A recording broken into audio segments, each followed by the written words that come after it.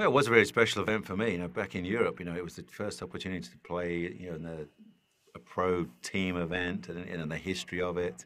When you look back at the participation, the players that have played, the history when you've got, the Hogan being captain and Nicklaus and, those teams back in, because America's was always the dominant power, wasn't it? There was the superpower of golf back through 60s and 70s, and then obviously things turned around. But originally, when it was just the fact that you were there playing with the greatest players in the world, were there playing the Ryder Cups. That's what made it so special. The opportunity to try and make that team. Well, they're both.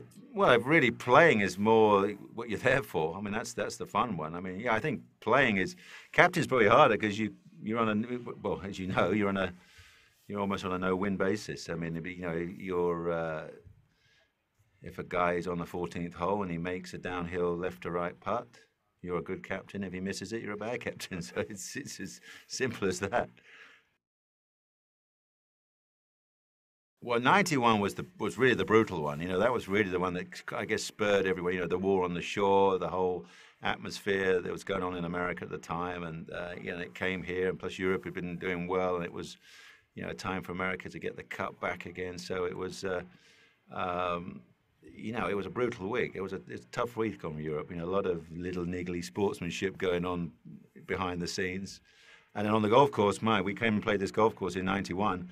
It was rough and wild and rugged. I mean, this golf course was amazing. It was well, we hadn't seen anything like it. It was very severe in that time. We had so many waste bunkers that you could hit a good shot into a hole, get kind of some little funny bounce, end up no more than 20, 25 feet from the hole, kind of in that stuff, and you may not finish the hole, let alone make a bogey or a double bogey. It was really severe that time, and it was windy. It was a tough week, and yeah, a few guys left here with some scars in their in golfing games. What was it called? It was Wake the Enemy, wasn't it? That sort of thing. Which the idiot, he didn't realise we were up at 5 or 6 every morning to prepare to go and play. So he called you at 6. It was almost like a morning call. He said, "Yeah, I'm calling to wake you." I said, "Well, I'm up anyway, mate. Thanks." Boom, and I put the phone down. So it didn't do any didn't make any effect. Most vivid crumbs. Well, it was the Ryder Cup is an amazingly long week. When you actually get here, we have practice rounds. We have 3 practice rounds. We have gala dinners and that sort of thing. And so the first 3 days of the Ryder Cup is literally like a week, just getting to the first tee on Friday morning. So that's always has an effect on you, and then obviously how well you play and all those sort of things. The matches. I had a tough time. I wasn't playing well that week, but I was then drawn on the Sunday. I played Ray Floyd, and I knew that Ray was really struggling in a hard left to right wind, and that's really what the golf course was most of the holes are hard left to right. So, even though I was having a tough time, I felt, well, if I can just squeeze a point out of that, I've done my bit. So I did manage to win my singles match. But all in all, it was a tough week for a lot of us. Well, if you watch it, you re-watch it. Crumbs. I did a couple of months ago. Obviously, they're re-digging everything up with the last Ryder Cup, and watch the finish. When you watch, Langer, Irwin coming down those last couple of holes. You watch Calcavecchio, shanking it on 17. You can really sense the whole tension of the whole event. So when you see how close it was, what could have happened, it was pretty cruel. It was one of those hardest moments in sport when Langer faced that putt. He hit a good putt, probably hit a tiny little mark, and it misses, and the difference between a win and a loss, considering it's like that, is so massive, isn't it?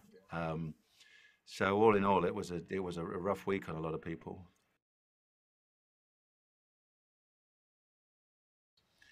It's totally different because you're playing for a team, and there's no prize money. You're playing for a point, and the hardest thing is playing for other guys. You don't want to let anybody else down. If you have a bad week, you kick the bag a few times, you go home.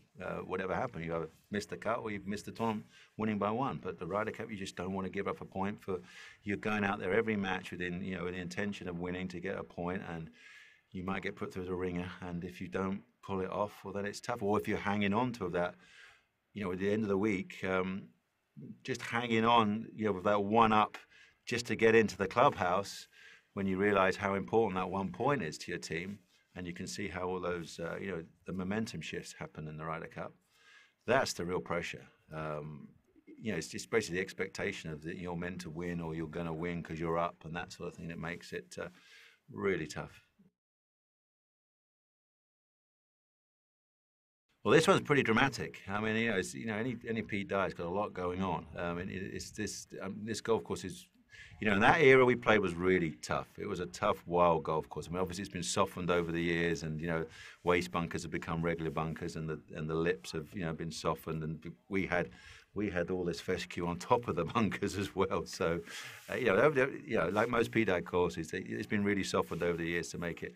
I would not have enjoyed playing here with a scorecard in your hand, 20 years ago. Now I think it's playable, especially on a day like today. But but when it blows, it has this great ability to really change character. You come and play on a nice day, wonderful, and then just when that breeze picks up, just maybe just to 20 miles an hour, every hole becomes a real bear out here. So it's a great golf course.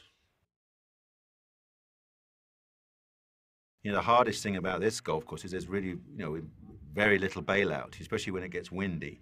They start tucking pins on corners, and you start bailing out, which you have to, because maybe you've got water on one side or a bunker that you can't get up and down from, and you bail out in a certain direction. Then all the slopes of the green come into play. So that's the hardest thing of playing a Pete Dye course. There's very little bailout area.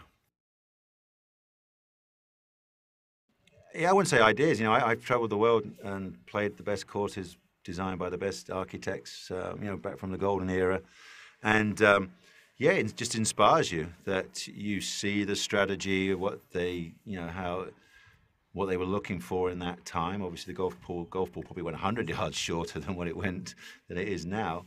When our era was 50 yards shorter than what they're hitting it now. So, I like to look at just the beauty of the bunkering, the angles of the greens, the slopes, the contours, all sorts of things. The strategy, and you try and you enhance it. I have my own beliefs and what have you. I know what I like. I know what the other pros like. I know what the pros dislike, which I think is very important, because if you're trying to set up a golf course, you want to know where the player is. He doesn't like that hazard being there or that slope going off, so he knows these sort of things. So I think that's what I try to look for, make it as beautiful as possible, and as much strategy and difficulty as possible in the right places. Well, I think it's a beautiful resort. It has a nice charm to it, especially when you come. You're more fortunate than I guess the west coast of Scotland or Ireland when it's blowing 50 miles an hour. But you've got a nice tinkering, lapping waves at a day like this. It's a nice tranquil resort. I think I'd enjoy spending some time here.